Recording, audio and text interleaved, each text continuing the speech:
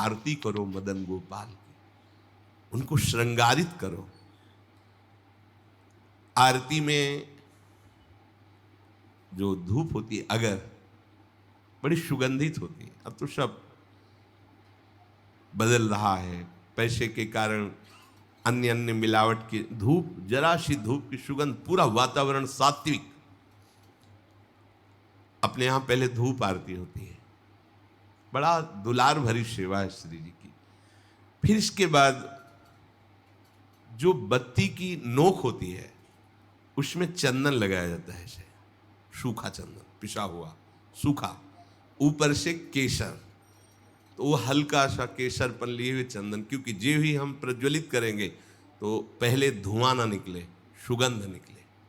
इसीलिए महाप्रभु कह रहे हैं कि कुमकुम मलय रंजित वर्तिका, 9 वर्तिका जिसमें चंदन बूरा ऐसे, क्योंकि घी लगा होता है वो चिपक जाएगा, फिर केसर पिसी हुई ऐसे, तो जे भी हम अग्नि प्रज्वलित करेंगे तो धुआं नहीं निकलेगा, उससे चंदन की सौरभ, ये भाव की चीज है। बोले मलय कुमकुम मलय रंजित 9 वर्तिका, कैसी? घृतसो पूरी राव, घी से सनी हुई पूरी। कुसुम कृत माल नंदलाल के भाल पर तिलक करी प्रगट यश क्यों अहो भाग्य। आप चंदन घिसे श्री जी के लिए, फिर उससे आप श्री जी को तिलक रचना कर रहे, पत्रावली लगा रहे, अहो भाग्य। ये बड़े भाग्य से सेवा का सौभाग्य मिलता है। पूज्य पादुड़िया बाबा, भजन करना भी बहुत कठिन बात है, लेकिन भजन किया जा सकता है, पर सेवा करना बहुत कठिन है, क्योंकि सेवा में सुख की चाह का नाश होता है। सेवक सुख चाह मान भिखारी, व्यसनी धन शुभ गति बेविचारी, ये तो मूर्खता है। सेवक सुख की चाह करे नहीं, सेवक सुख देने की चाह रखता है। भिक्षुक मान त्यागी होता है, बैरागी मान त्यागी होता है। सुंदर सुंदर फूलों की माला प्रभु के गले में धारण करवावे, सुंदर तिलक रचना करे। तिलक रचना और माला धारण करवाते समय यश क्यों ना भाके। जैसे आप श्री जी का श्रृंगार कर रहे हो तो आपको गुनगुनाना चाहिए अंदर, ब्रजनव तरुणी कदम्ब मुकुट मणि श्यामा आजू बनी, नख शिख लो अंग अंग माधुरी मोहे श्याम धनी। ब्रजनव तरुणी कदम्ब मुकुट मणि श्यामा आजू बनी। पत्रावली। यो राजत कवरी गुंथित कच कनक कंज बदनी, चिकुर चंद्रिकन बीच अर्ध बिदु मानो ग्रसित पनी। या आवत श्री वृषभानु दुलारी। पूरे पद में प्रथम उबटी मज्जन कर सज्जित नीलवर, श्रृंगार के पदों का क्यों गायन नहीं कर रहे? आचार्य चरण कह रहे, जब आप श्रृंगार कर रहे हैं श्री जी का तो पद गुनगुनाना चाहिए। श्रृंगार के बनी वृषभानुनंदिनी आज भूषण बसन, विविध पहिरे तन पिय मोहन हित साज, बहुत से श्रृंगार के पद हैं, गुनगुनाना चाहिए। तिलक करी प्रगट यश क्यों न भाखो, क्यों नहीं तुम गायन करते? अब आप तिलक रचना कर रहे हो, बातें प्रपंच की सोच रहे हो या कर रहे हो, ठीक बात नहीं है। अभी तिलक रचना ठीक नहीं हुई। जिनकी तिलक रचना कर रहे हो उनके यश का, उनकी सुंदरता का गायन करते हुए फिर कह रहे हैं महाप्रभु, इसके पश्चात भोग प्रभु योग भरी थार धरी कृष्ण पे। जब हमने श्रृंगार किया, आरती तैयार करके विराजमान कर दी। सेवा में एक क्षण का भी विलंब नहीं होना चाहिए। आपको पता है धूप के बाद श्रृंगार आरती होगी, तो धूप होते होते श्रृंगार आरती प्रज्वलित हो जानी चाहिए। धूप की जेव ही पदावली संपन्न होने जा रही श्रृंगार आरती ऊपर, इसके लिए देखना पड़े तो सेवा में प्रमाद माना जाता है। सेवा में स्वामी की सेवा की आवश्यकता के पहले सेवक सेवा सौंज लिए खड़ा है। ये नहीं आरती कहाँ है, आरती, अरे आरती तैयार करो, ये नहीं, ये प्रमाद स्थिति है। इसलिए सबसे पहले प्रभु ने कहा है आरती तैयार कर ली, श्रृंगार किए हुए प्रभु को तिलक लगाए, माला पहनाए, अब भोग लगा, आरती तैयार है पहले से। जैसे उस दिन त्रुटि नहीं, ये विलंब नहीं। सेवा में प्रमाद नहीं। स्वामिनी जी के मन में बाद में आता है, सखियां पहले सेवा सौंजे करती थी, आज ऐसा होगा, पहले ही पता है उनको। तो आपको तो पता है ना, पहले धूप के बाद श्रृंगार आरती। अब भोग, भोग प्रभु योग भरी थार धरी कृष्ण पे। योग में दो भाव होते हैं, एक होता है प्रभु के योग्य भोग। ऐसा नहीं कि तुम अपनी मनमानी की प्याज लहसुन छौके प्रभु का ही सब बनाया हुआ है, सब मूर्खता नहीं।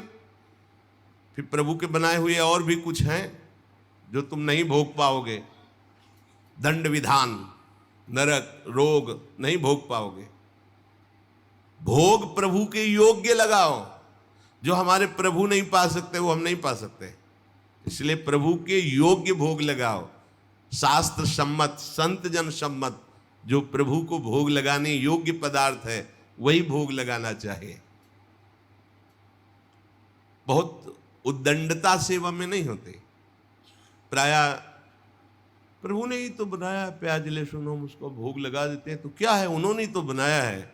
हाँ, उन्होंने नरक भी बनाया है, तो आपको घुमा देंगे तो क्या परेशानी होगी, आपको थोड़े दिन रख लेंगे नरक में, तो आपको कोई परेशानी, फिर परेशानी ही परेशानी है। कैंसर भी प्रभु ने बनाया है, किडनी फेल भी प्रभु ने बनाया है, हार्ट, बड़ी समस्याएं, तो समस्याएं भी तो प्रभु ने बनाया है। होश में भोग प्रभु योग भरी, प्रभु के योग्य जो पदार्थ है वो थाल में रखो।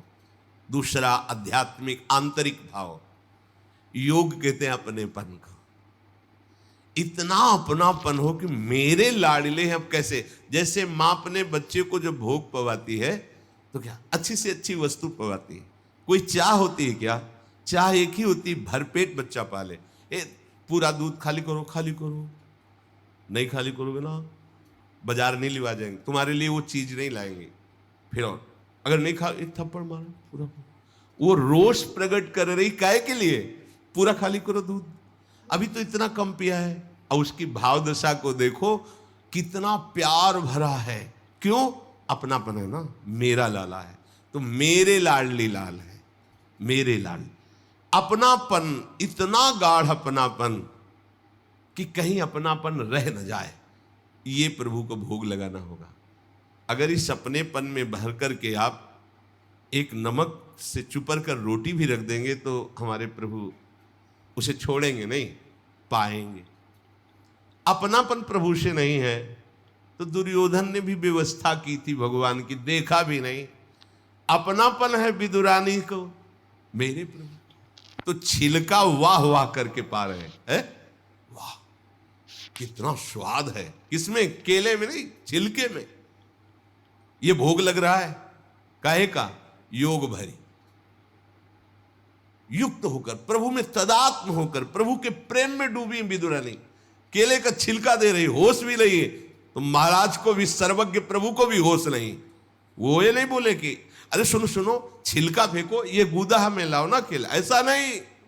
वो भी मस्ती से विदुर जी पधारते हैं, अरे पगली ये क्या कह रही, प्रभु को छिलका छीन के गुदा दिया। प्रभु की आंख खुली, जैसे वो डूबी थी ऐसे प्रभु डूबे थे। वो पवाने में डूबी थी, प्रभु पाले में डूबे थे। आंख खुली, बेस्वाद हो गए विदुर जी, अब वो स्वाद नहीं रहा, क्योंकि तुम्हारी बुद्धि लग रही है, वहां बुद्धि ही नहीं रही। ऐसा योग हो गया है कि भोग चक्र लग रहा है। ये है वास्तविक भोग। दो प्रकार का भाव इसमें, कि प्रभु के योग्य ही भोग थार पे विराजमान करे, और दूसरी बात, प्रभु से इतना अपनापन हो जाए कि अपनेपन में आप थोड़ा सा जल भी देंगे तो अमृत जैसा प्रभु से पान करेंगे। प्रभु योग भरी थार धरी कृष्ण पे, अब सुंदर भोग लगाया। आचमन पानहित मिलत कर्पूर जल, सुवासित सुगंधित।